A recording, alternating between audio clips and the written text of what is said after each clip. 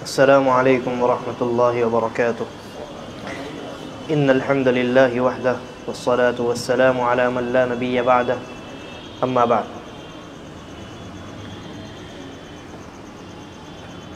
الحمدللہ سلف صالحین کی وصیتوں کے سننے سنانے کی 8ویں مجلس ہے، اور اس سے قبل کے مجالس میں ہم نے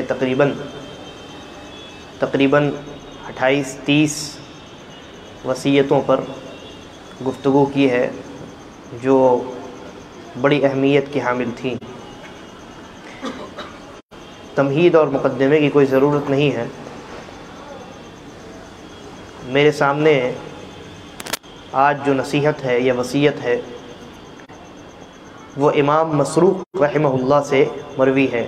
امام مسروق رحمہ اللہ سے مروی اور بھی کئی وصیتیں گزر چکی ہیں، اور ان کے بارے میں نے بتایا تھا کہ یہ ان کا شمار کبار تابعین میں ہوتا ہے۔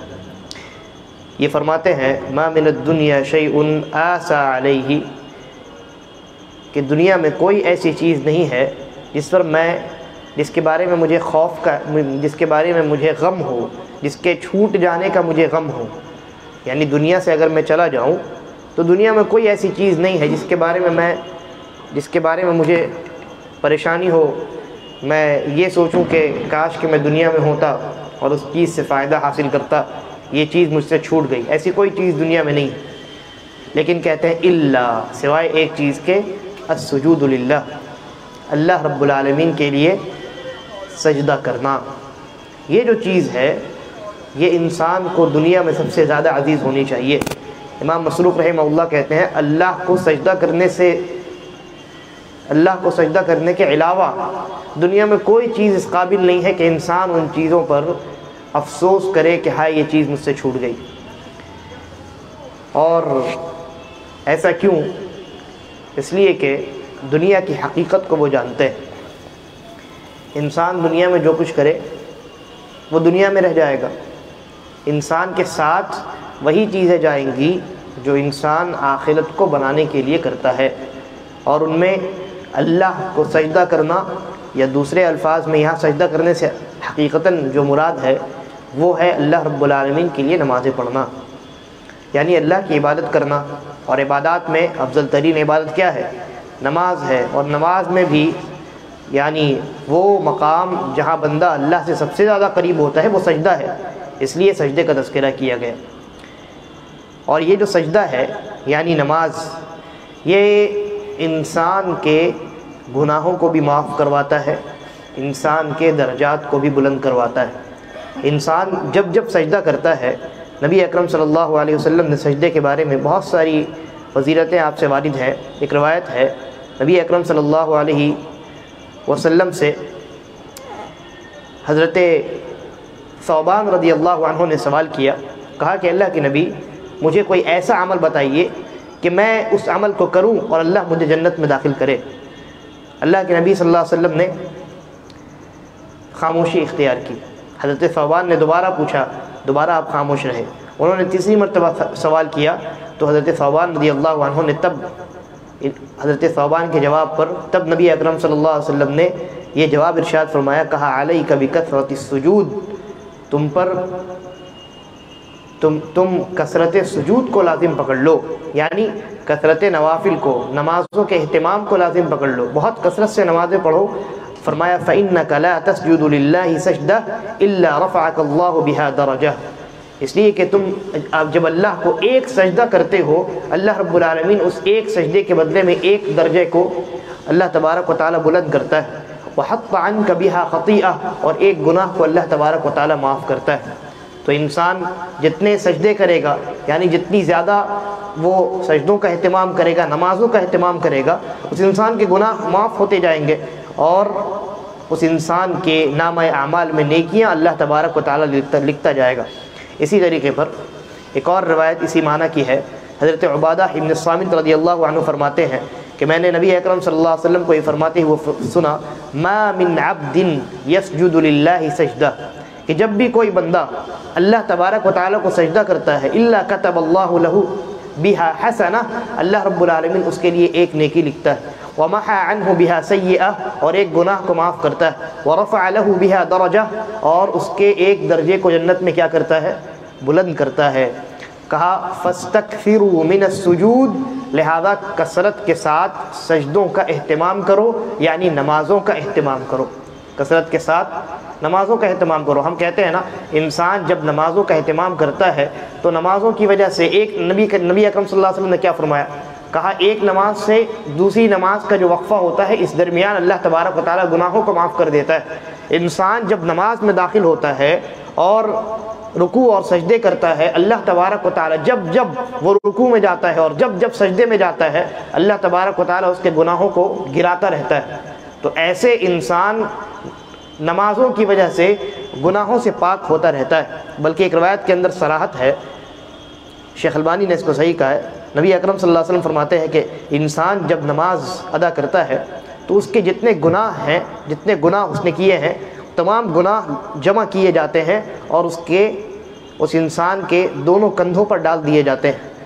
الصلاۃ اتی بذنوبہ کلھا فوضعت علی عاتقیہ، کہ انسان جب نماز میں داخل ہوتا ہے گناہوں کو جمع کر کے اس کے دونوں کاندھوں پر ڈال دیا جاتا ہے۔ فکلما رکع او سجد تساقطت عنہ، لہذا جب وہ رکوع کرتا ہے اور جب وہ سجدہ کرتا ہے، وہ گناہ اس کے دونوں کندھوں سے گرتے چلے جاتے ہیں۔ یعنی انسان اللہ کے سامنے جتنا جھکے گا، اللہ تبارک و تعالیٰ، اللہ رب العالمین اس کے گناہوں کو معاف بھی کرے گا، نیکیاں بھی لکھے گا اور اس کے درجات بھی جنت کے اندر بلند فرمائے گا۔ یہی وجہ ہے کہ جب نبی اکرم صلی اللہ علیہ وسلم سے ایک صحابی نے یہ سوال کیا کہ اللہ کے نبی، اور یہ صحابی نبی اکرم صلی اللہ علیہ وسلم کے خدام میں سے تھے، آپ کے لیے وضو کا پانی لایا کرتے، آپ کا خیال رکھا کرتے، تو انہوں نے ایک مرتبہ نبی اکرم صلی اللہ علیہ وسلم نے ان سے کہا، فرمایا کہ کیا مانگتے ہو مانگو، پوچھو کیا سوال کر، کچھ چاہیے مجھ سے، کوئی بدلہ چاہیے؟ تو انہوں نے بہت سوچ بچار کرنے کے بعد یہ کہا، اللہ کے نبی مجھے ایک چیز چاہیے، اور وہ یہ ہے کہ میں جنت میں آپ کی مرافقت چاہتا ہوں، آپ کا پڑوسی بننا چاہتا ہوں، آپ کا ساتھ چاہتا ہوں۔ تو نبی اکرم صلی اللہ علیہ وسلم کا ساتھ کیسے انسان کو ملے گا؟ جو انسان اعلیٰ درجے پہ ہوگا اسی انسان کو نہ ملے گا۔ بھائی نبی اکرم صلی اللہ علیہ وسلم کا مقام کتنا بلند مقام ہوگا، تو وہ انسان جو جنت میں داخل ہو لیکن نچلے درجے میں ہو، وہ انسان نبی اکرم صلی اللہ علیہ وسلم کا پڑوسی کیسے بن سکتا ہے؟ پڑوسی وہ بنے گا جس کے خود کے درجات بلند ہوں گے۔ تو نبی اکرم صلی اللہ علیہ وسلم نے اس موقع پر کیا ارشاد فرمایا تھا کہ میری مدد کرو بکثرت السجود، کثرت سجود کی بدولت، یعنی کثرت کے ساتھ نمازوں کا اہتمام کرو، اور ہر نماز میں انسان اللہ رب العالمین کے سامنے سجدہ ریز ہوتا ہے۔ چنانچہ اللہ تبارک و تعالیٰ نمازوں کی کثرت کی وجہ سے، سجدوں کی کثرت کی وجہ سے اس انسان کے گناہوں کو معاف کرے گا، اس کی نیکیوں کو بڑھاتا جائے گا اور جنت میں اس کے درجات کو بلند کرتا جائے گا، یہاں تک کہ وہ آدمی اس قابل بن سکے گا کہ وہ نبی مکرم جناب محمد الرسول اللہ صلی اللہ علیہ وسلم کا پڑوسی بن سکے۔ اور سجدے کے تعلق سے بہت ساری روایات ہیں، بہت ساری بڑی فضیلت ہے اس کی۔ انسان جو نماز ادا کرتا ہے، بالخصوص فرض نمازوں کی بات کی جائے اگر، تو یہ وہ خصوصیت ہے قیامت کے دن اس خصوصیت کی بنیاد پر امت محمدیہ کی ایک الگ شان ہوگی۔ نمازوں اور سجدوں اور رکوع کی وجہ سے اللہ رب العالمین جب تمام خلائق کو جمع کرے گا تو وہاں امت محمدیہ کی الگ شان ہوگی۔ نبی اکرم صلی اللہ علیہ وسلم نے ایک حدیث کے اندر ارشاد فرمایا، کہا کہ قیامت میں میری امت کا کوئی آدمی ایسا نہ ہوگا جس کو میں پہچان نہ سکوں گا۔ تو صحابہ نے سوال کیا، اللہ کے رسول آپ انہیں کیسے پہچانیں گے؟ اتنی بڑی جماعت، آپ کی امت معمولی امت تو نہیں ہے، بہت بڑی امت ہے آپ کی، قیامت تک آج کے بعد سے جتنے لوگ پیدا ہوں گے اسلام قبول کر کے مسلمان بنیں گے، وہ سب کے سب آپ کی امت ہیں۔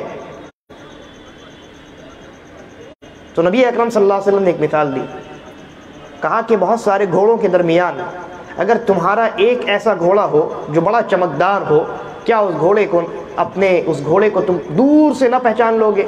تو صحابہ نے کہا اللہ کے رسول بالکل ہم پہچان لیں گے۔ اللہ کے نبی صلی اللہ علیہ وسلم نے فرمایا، میری جو امت ہے قیامت کے دن ان کے وہ اعضاء جو وضو میں دھویا کرتے تھے اور ان کے وہ اعضاء جو سجدے کے وقت وہ زمین میں لگایا کرتے تھے وہ اعضاء اس کے زمین کے اس کے جسم کے چمک رہے ہوں گے۔ لہذا جس طریقے سے تم بہت سارے گھوڑوں کے درمیان چمکتے ہوئے گھوڑوں کو پہچان لوگے، ویسے ہی میں تمام دنیا والوں کے درمیان اپنی امت کے لوگوں کو پہچان لوں گا۔ لہذا اب آئیے، یہ فضیلتیں آپ نے سنی، اب دیکھیے حضرت امام مسروق رحمہ اللہ کا قول، اور تب اس قول کی اہمیت آپ کو پتہ چلے گی۔ امام مسروق رحمہ اللہ نے کیا فرمایا؟ کہا ما من الدنیا شیء آسا علی، کہ مجھے دنیا میں کوئی ایسی چیز نہیں ہے جس پر مجھے غم ہو، اس کے چھوٹ جانے کا، اس کے یعنی ترک کر دینے کا مجھے غم ہو، سوائے اللہ کے سامنے سجدہ ریز ہونے کا۔ انسان جب اللہ کے سامنے سجدہ ریز ہوتا ہے، اپنے آپ کو اللہ کے سامنے جھکا دیتا ہے، اللہ کو اپنے بندے کا یعنی بندے کا اللہ کے سامنے جھک جانا، یہ اللہ رب العالمین کو بہت پسند ہے، اور یہی تو عبودیت کی اصل ہے۔ بندہ ہونے کی اصل یہی ہے کہ انسان اپنے آپ کو اللہ رب العالمین کے سامنے متواضع بنا کر پیش کرے، اس کے اندر عاجزی ہو اور اپنی انکساری کا اعتراف ہو کہ میں تو کچھ نہیں ہوں، میں کچھ نہیں ہوں، جو کچھ ہے تو ہے، اور تیری وجہ سے میں ہوں، یعنی تیری بدولت میں ہوں، تیری نعمتوں پر میری زندگی گزرتی ہے، لہذا میں اپنے سب سے قیمتی شے، سب سے قیمتی جسم کا حصہ اپنے سر کو تیرے سامنے جھکاتا ہوں۔ یہ سجدے کی حقیقت ہے۔ لہذا انسان کو سجدوں کا اہتمام کرنا چاہیے، یعنی نمازوں کا اہتمام کرنا چاہیے۔ بلکہ صحیح مسلم کی روایت مجھے یاد آ رہی ہے، انسان جب قرآن مجید پڑھتا ہے، قرآن مجید جب پڑھتا ہے تو سجدے کی آیت آتی ہے نا، تو اس وقت انسان مسلمان قرآن مجید کی اس آیت پر رکتا ہے جس میں سجدے کا تذکرہ کیا گیا ہے۔ یعنی اس طرح کی آیات آتی ہیں جن میں مومنوں کے بارے میں کہا جاتا ہے کہ مومن لوگ وہ ہوتے ہیں جو تکبر نہیں کرتے اور جو فوراً اللہ کا ذکر کر سنتے ہیں اور اللہ کا حکم مانتے ہیں اور سجدے میں گر پڑتے ہیں، ہے نا۔ اس طرح کی جب آیات آتی ہیں تو مسلمان رک جاتا ہے اور وہ اللہ کے سامنے سجدہ ریز ہو جاتا ہے۔ مسلمان کی اور مومن کے اس عمل کو دیکھ کر کے سب سے زیادہ پوری کائنات میں کس کو تکلیف ہوتی ہے؟ کس کو ہوتی ہے؟ شیطان کو ہوتی ہے۔ صحیح مسلم کی روایت ہے، نبی اکرم صلی اللہ علیہ وسلم فرمایا کہ جب بندہ سجدہ تلاوت کرتا ہے تو سب سے زیادہ تکلیف شیطان کو ہوتی ہے، اور شیطان بڑا چیخ مارتا ہے زور سے، وہ پکارتا ہے اور کہتا ہے کہ شیطان کے لیے بربادی ہو۔ اسے ایک سجدے کا حکم دیا گیا اور وہ اپنے بارے میں کہتا ہے مجھے ایک سجدے کا حکم دیا گیا اور میں نے اللہ کی نافرمانی کی اس ایک سجدے کے کرنے میں، لہذا میرے لیے آگ ہے۔ اور ابن آدم کو سجدے کا جب حکم دیا گیا تو اس نے اس کی اللہ رب العالمین کی سجدے کو کرنے میں اطاعت فرمائی، لہذا اس کے لیے جنت ہے۔ بہت تکلیف ہوتی ہے شیطان کو۔ یہ سجدے کی اہمیت ہے۔ اس کے بعد امام سعید ابن المسیب رحمہ اللہ، ان کا ایک قول تو گزر ہی چکا ہے کہ انہوں نے فرمایا کہ 50 سال سے میں نے نماز جو انسان جماعت کے ساتھ پڑھتا ہے اس میں نے 50 سال سے کسی آدمی کی گردن نہیں دیکھی، یعنی 50 سال سے انہوں نے تکبیر اولیٰ ترک نہیں کی ہے، پہلی صف میں امام کے پیچھے ہوتے ہیں۔ اور اس روایت میں بھی کچھ اسی طرح کا تذکرہ ہے، لیکن یہاں 40 سال کا تذکرہ ہے۔ امام سعید ابن المسیب رحمہ اللہ کہتے ہیں ما فاتتنی الصلاۃ فی الجماعہ منذ 40 سنہ، کہ 40 سال سے مجھ سے کبھی جماعت فوت نہیں ہوئی، ترک نہیں ہوئی۔ 40 سال سے کبھی مجھ سے جماعت ترک نہیں ہوئی، کبھی ایسا نہیں ہوا 40 سال میں کہ میں نے جماعت چھوڑ دی اور گھر میں نماز پڑھی ہو۔ اتنا زیادہ اہتمام کرتے تھے، اس لیے کہ انہیں نماز کی اہمیت اور سجود کی اہمیت کا علم تھا۔ لہذا انسان کو ان چیزوں سے نصیحت اور وصیت حاصل کرنی چاہیے۔ اسی طریقے پر عتبہ ابن غزوان رحمہ اللہ، ان کے بارے میں صحیح مسلم کے اندر مروی ہے کہ یہ اللہ رب العالمین سے بعض چیزوں سے پناہ مانگا کرتے تھے، تو ان کی ایک دعا تھی، اس دعا میں یہ الفاظ ہے، وہ کہتے تھے اعوذ باللہ ان اکون فی نفسی عظیما وعند اللہ صغیرا، کہ اے اللہ میں اس بات سے تیری پناہ میں آتا ہوں کہ میں اپنی نظر میں بہت بڑا ہوں لیکن تیری نظر میں، اللہ کی نظر میں بہت چھوٹا ہوں۔ بہت عظیم چیز ہے۔ وہ دعا کرتے تھے، اے اللہ میں اس بات سے تیری پناہ میں آتا ہوں، پناہ چاہتا ہوں میں کہ مجھے اپنے آپ میں یہ لگنے لگے کہ میں بہت بڑا ہوں، جبکہ حقیقت یہ ہو کہ میں اللہ کے پاس بہت چھوٹا ہوں۔ کیونکہ اصل قدر و منزلت نہ انسان کی خود کی آنکھوں کی نظر میں جو قدر و منزلت ہوتی ہے اس کا اعتبار ہے، نہ لوگوں کے نظروں میں انسان کی قدر و منزلت کا اعتبار ہے، بلکہ اللہ نے کیا کہا، ان اکرمکم عند اللہ اتقاکم۔ اللہ رب العالمین کے یہاں قدر و منزلت والا، مکرم اور باعزت وہ ہے جو سب سے زیادہ تقوی اختیار کرنے والا ہے۔ لہذا انسان لوگوں کی نظروں میں بہت بڑا ہو، بڑے مرتبت کا مالک ہو، بڑا عظمت والا انسان ہو، بہت باعزت ہو، کوئی فائدہ نہیں۔ اس عزت کا کیا ہوگا جب اس انسان کو اس دنیا کو چھوڑ کر کے جب جانا ہوگا، تو وہ تمام عزتیں اور تمام چیزیں دنیا میں رہیں گی، لیکن اگر وہ اللہ کے نظر میں، اگر وہ خالق کائنات کی نظر میں باعزت ہوگا، تو قیامت کے دن اللہ تبارک و تعالی اس انسان کو ایسی عزت سے نوازے گا جس کا وہ تصور بھی نہیں کر سکتا ہے۔ انہی لوگوں کو دیکھ لیجئے جو لوگ نمازی ہوتے ہیں اور 5 وقتہ نمازوں کا بطور خاص اہتمام کرتے ہیں، قیامت میں جب تمام لوگوں کے سامنے، پوری دنیا والوں کے سامنے جب یہ آئیں گے اور ان کے اعضاء چمک رہے ہوں گے، تو کیا یہ چمکتی ہوئی چیزیں صرف نبی صلی اللہ علیہ وسلم کو دکھلائی دیں گی؟ تمام لوگ دیکھیں گے کہ یہ وہ لوگ ہیں جو محمد صلی اللہ علیہ وسلم کی امتی ہیں اور اللہ کے لیے وہ 5 وقت نمازوں کا اہتمام کرتے تھے۔ اسی لیے اللہ نے آج ان کو اتنا باعزت بنایا ہے کہ ان کے اعضاء کو اللہ نے نور بخش دیا ہے۔ چنانچہ انسان کا اپنی نظر میں بہت باعزت ہونا کوئی بڑی بات نہیں، بلکہ اصل بڑی بات یہ ہے کہ انسان اللہ کی نظر میں باعزت ہو اور مکرم ہو اور باعظمت ہو۔ اس کے بعد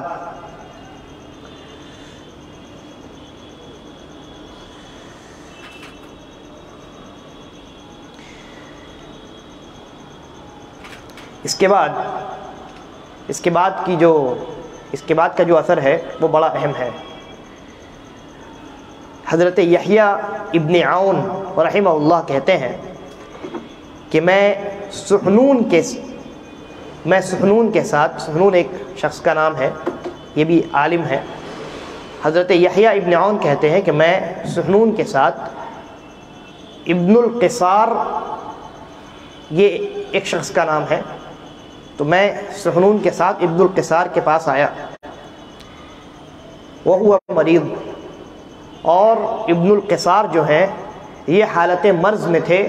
غالباً یہاں اس موت کا تذکرہ ہے، اس مرض کا تذکرہ ہے جس میں ان کی وفات ہوئی، یعنی مرض الموت کا تذکرہ ہے۔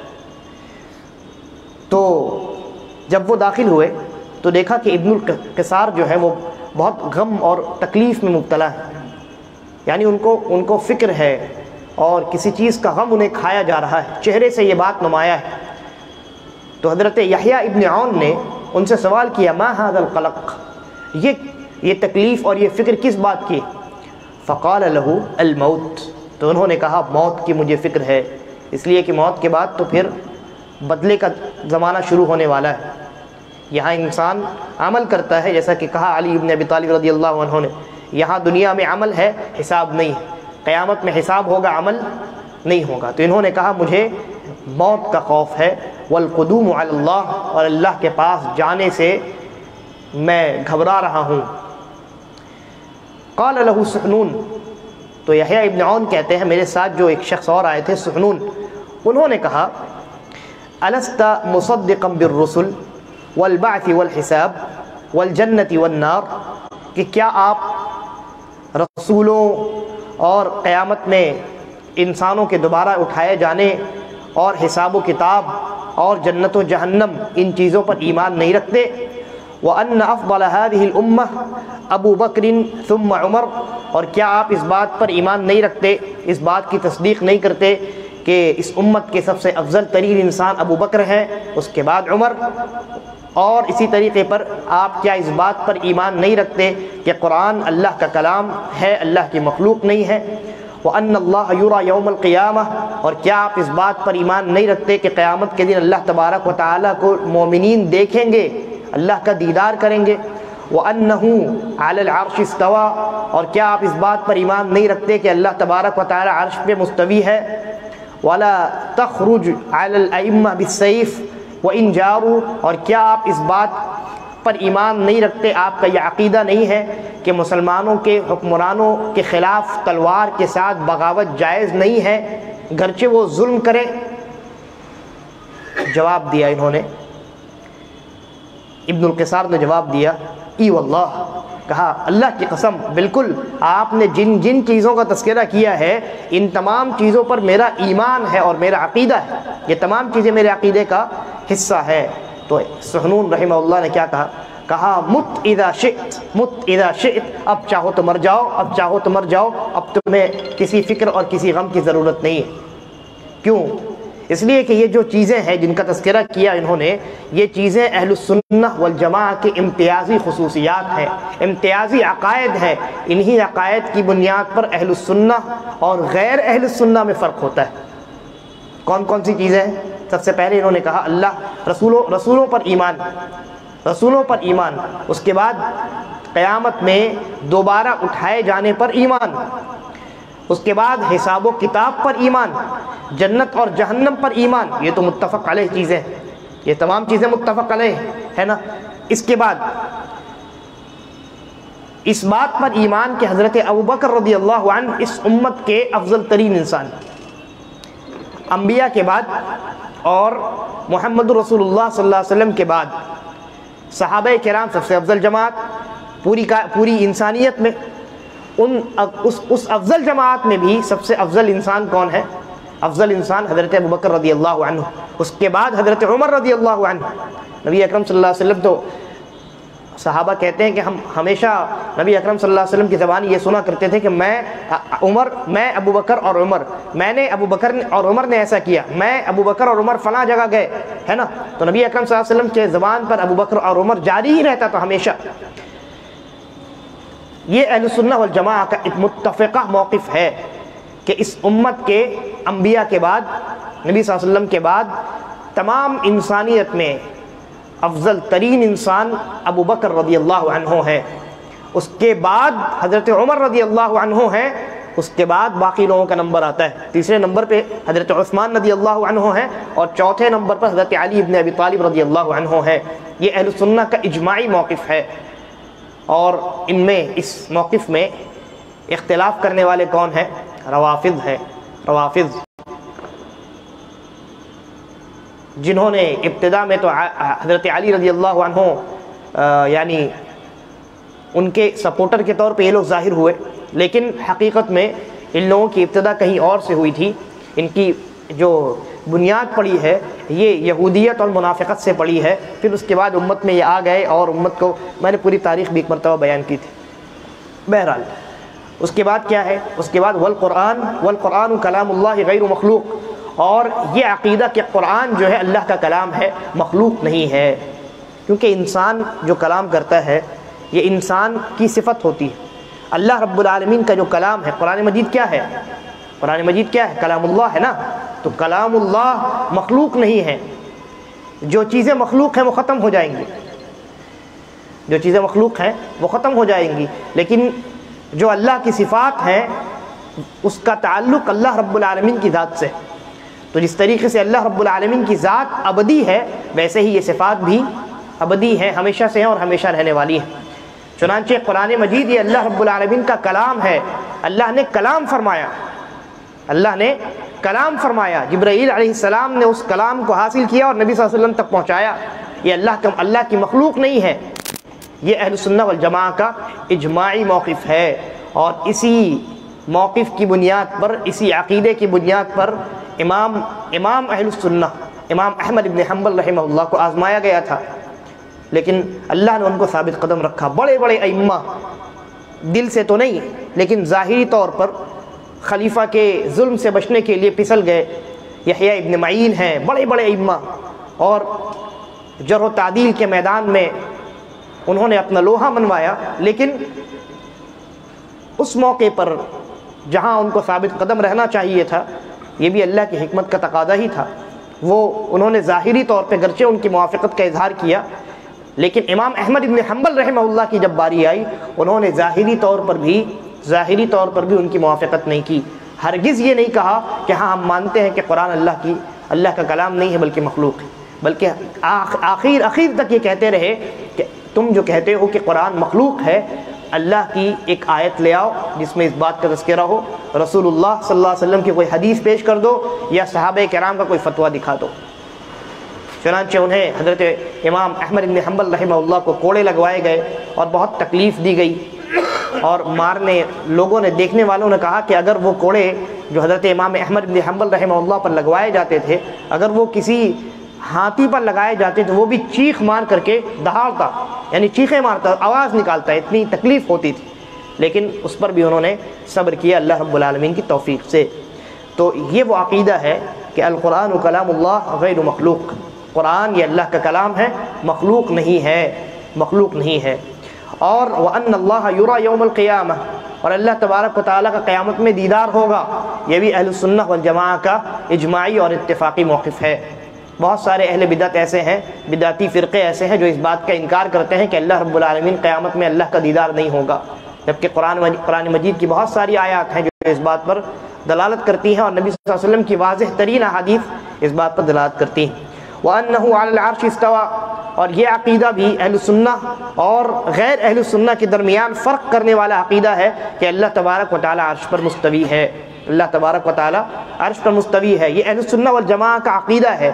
اور اس عقیدے کی بنیاد پر فرق ہو جاتا ہے، جو انسان یہ کہے کہ میں اللہ کو عرش پر نہیں مانتا، تو سمجھ لینا چاہیے کہ وہ انسان اہل سنہ والجماعہ کے عقیدے کا حامل نہیں ہے۔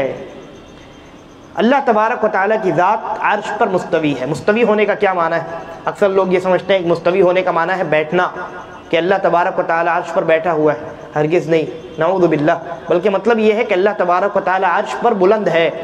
استوا کا مطلب ہوتا ہے، جو سلف نے جو اس کی تعبیر اور تفسیر بیان کی ہے، اعلیٰ وارتفاع کے الفاظ ہے، یعنی بلند ہونا۔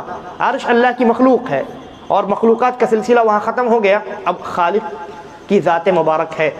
چنانچہ عرش کے اوپر اللہ تبارک و تعالیٰ کی ذات بلند ہے، اور جب ہم نے یہ مان لیا کہ اللہ رب العالمین کی ذات عرش کے بعد بلند ہے، عرش سے ملی ہوئی نہیں ہے، اللہ عرش پہ بیٹھا ہوا نہیں ہے، تو پھر یہ جو سوالات کرتے ہیں بعض جاہل قسم کے لوگ کہ بتائیے اگر آپ یہ کہیں کہ اللہ عرش پر مستوی ہے تو عرش بڑا ہے یا اللہ بڑا ہے، اگر عرش بڑا ہے تو اللہ اکبر کا کیا معنی ہوا؟ اللہ سب سے بڑا ہے، عرش بڑا ہو گیا نا۔ اور اگر آپ یہ کہیں کہ نہیں عرش چھوٹا ہے، اللہ کی ذات بڑی ہے، تو چھوٹی چیز میں بڑی چیز کیسے سما سکتی ہے؟ ہم کہتے ہیں ہم نے کب کہا کہ اللہ عرش پر بیٹھا ہوا ہے یا اللہ عرش پہ سمایا ہوا ہے؟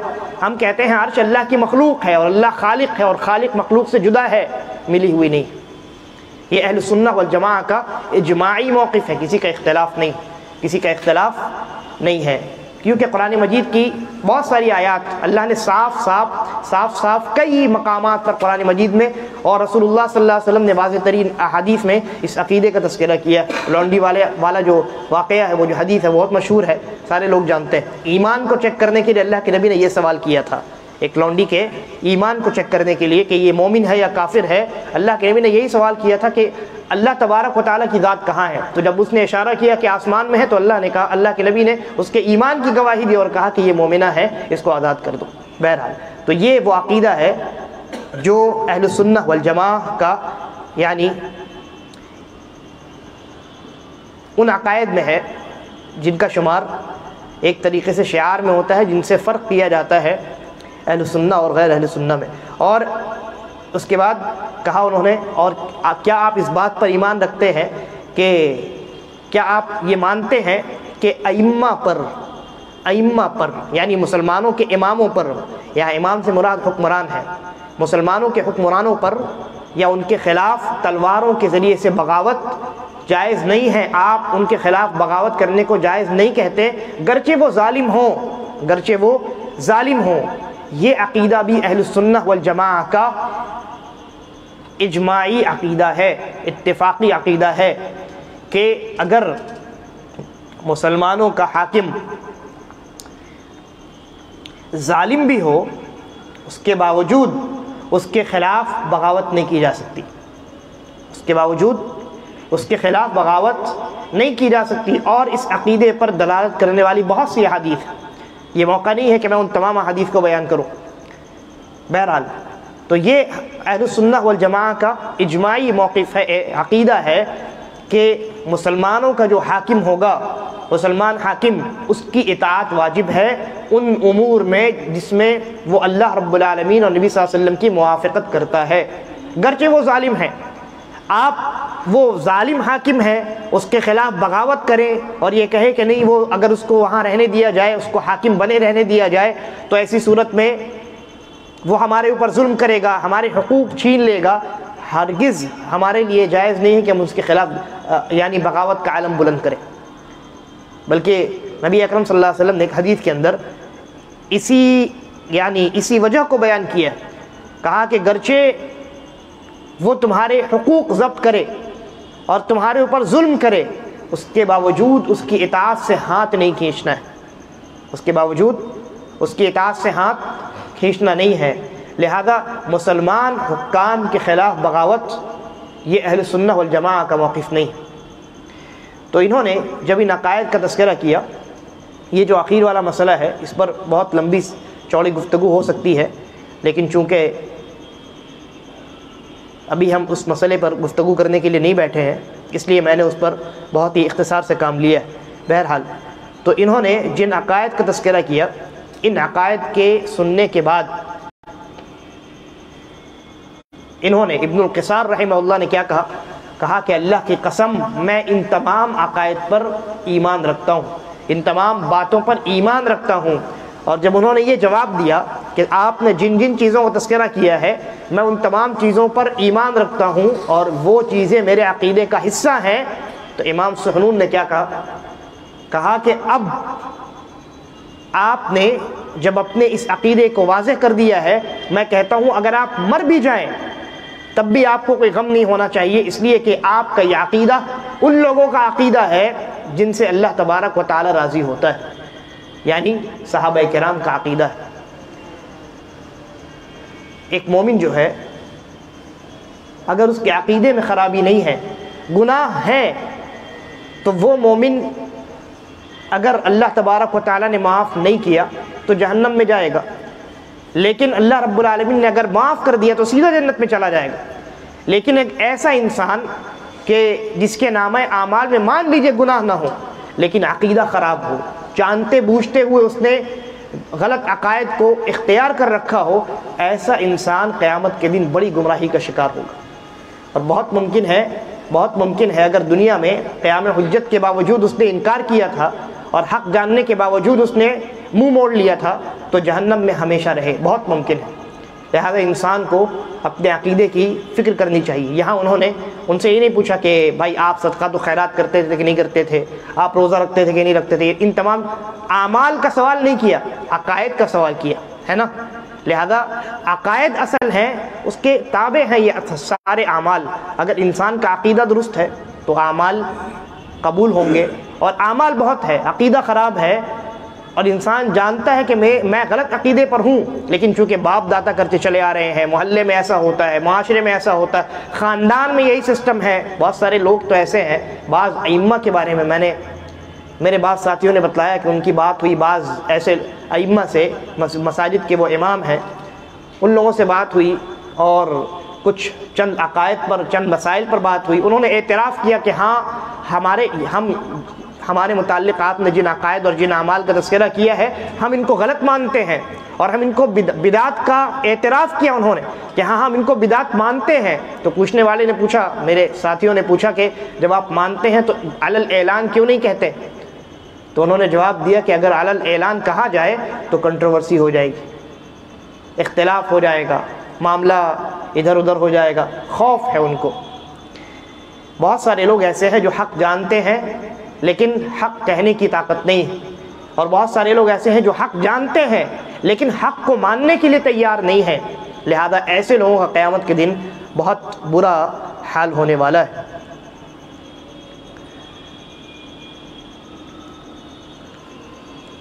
اس کے بعد حضرت حماد ابن زید وہ کہتے ہیں کہ امام ایوب رحمہ اللہ جب کسی کے یہاں کسی کی ولادت ہوتی، کوئی بچہ پیدا ہوتا تو ان کو ان الفاظ میں مبارکباد دیا کرتے تھے. وہ کہتے تھے جعلہ اللہ مبارکن علیک وعلی امت محمد صلی اللہ علیہ وسلم، کہ اللہ تبارک و تعالیٰ تمہارے اس بیٹے کو تمہارے لیے اور امت محمدیہ صلی اللہ علیہ وسلم کے لیے مبارک بنائے، بابرکت بنائے. اللہ تبارک و تعالیٰ اس کے ذریعے سے تمہیں بھی فائدہ پہنچائے اور نبی صلی اللہ علیہ وسلم کی امت کے تمام لوگوں کو اللہ رب العالمین اس کی ذات سے فائدہ پہنچائے. ایک مرتبہ یہ ہوا کہ ایک شخص نے کسی کے بیٹے کی پیدائش پر اسے مبارکباد دی اور کہا کہ تمہیں یہ گھوڑ سوار مبارک ہو. کیا کہا؟ یعنی وہ یہ بچہ پیدا ہوتا ہے، بعض لوگ کہتے ہیں نا بھائی آپ کے گھر تو ڈاکٹر پیدا ہوا ہے، آپ کے گھر تو انجینئر پیدا ہوا ہے. تو ایسا ہی اس زمانے میں تو ڈاکٹری اور انجینئرنگ یہ سب چیزیں تھی نہیں، بلکہ اس زمانے میں بہادری چلتی تھی، طاقت. تو جو گھوڑ سوار ہوتے ہیں وہ طاقتور حضرات ہوتے ہیں. یا مراد یہ ہے کہ تمہارا بیٹا بڑا ہو کر کے گھوڑ سوار بنے اور بڑا طاقتور بنے اور بڑا یعنی بہادر بنے اور لوگوں میں ایک دبدبہ ہو، ایک خوف ہو، تمہارا بیٹا گھوڑ سوار بنے. تو وہاں ایک شخص بیٹھے ہوئے تھے، امام حسن، غالباً یہاں حسن بصری رحمہ اللہ کا تذکرہ ہے. انہوں نے کہا کہ بھائی تمہیں کیا پتہ یہ گھوڑ سوار بنے گا یا نجار بنے گا، یعنی نجار میں یعنی وہ بڑھئی جو لکڑیوں کا کام کرتا ہے، یا یہ درزی بنے گا، تمہیں کیا پتہ، یہ دعائیں کیوں دیتے ہو، یہ دعائیں نہ دو. تو اس نے کہا فقیف اقول، تو میں کیا کہوں، دعا کے طور پہ بچہ پیدا ہوا ہے، کن الفاظ میں اس کے والدین کو مبارکباد پیش کروں. تو انہوں نے کہا قل جعلہ اللہ مبارکن علیک وعلی امت محمد صلی اللہ علیہ وسلم. کہا کہ یہ الفاظ کہو کہ اللہ تبارک و تعالیٰ اس بچے کو تمہارے لیے اور امت محمدیہ صلی اللہ علیہ وسلم کے لیے مبارک بنائے. ہر اعتبار سے یہ بہت جامع دعا ہے، ہر اعتبار سے، دنیاوی اعتبار سے، اخروی اعتبار سے، ہر اعتبار سے تمہارے اس بچے کو تمہارے لیے اور امت محمدیہ کے لیے اللہ تبارک و تعالیٰ مبارک بنائے، برکت کا ذریعہ بنائے، فائدہ پہنچانے والا بنائے. تو یہ کتنی جامع دعا ہے، اس میں ہر طرح کی بھلائی اور ہر طرح کا خیر اور ہر طرح کا فائدہ، ہر طرح کا نفع موجود ہے نا. یہ دعا انسان کو دینی چاہیے. اس کے علاوہ اور بھی کچھ یعنی آثار ایسے ہیں جن میں اور بھی کئی دعاؤں کا تذکرہ ہے. یہ بھی ان آثار میں سے یعنی ان دعاؤں میں سے جو منقول ہیں ان آثار میں، ان میں سے ایک یہ دعا بھی ہے. کسی انسان کے ہاں کسی کی ولادت ہو تو آپ اس کو ان الفاظ میں مبارکباد دے سکتے ہیں، جعلہ اللہ مبارکن علیک وعلی امت محمد، یا اپنے الفاظ میں اردو میں کہہ سکتے ہیں بھائی کہ اللہ تبارک و تعالیٰ آپ کی اولاد کو آپ کے لیے اور نبی صلی اللہ علیہ وسلم کی امت کے لیے بڑا مبارک بنائے. ان الفاظ میں مبارکباد پیش کیا جا سکتا ہے. آج کے درس میں ہم یہیں پر وقف کرتے ہیں اور رکتے ہیں، اور اللہ تبارک و تعالیٰ سے دعا کرتے ہیں کہ اللہ رب العالمین ہم تمام کے عقیدہ اور منہج کی حفاظت فرمائے، اور جب ہمارا خاتمہ ہو تو ایمان اور اسلام پر ہو. هذا واللہ اعلم وصلی اللہ علی نبینا وسلم.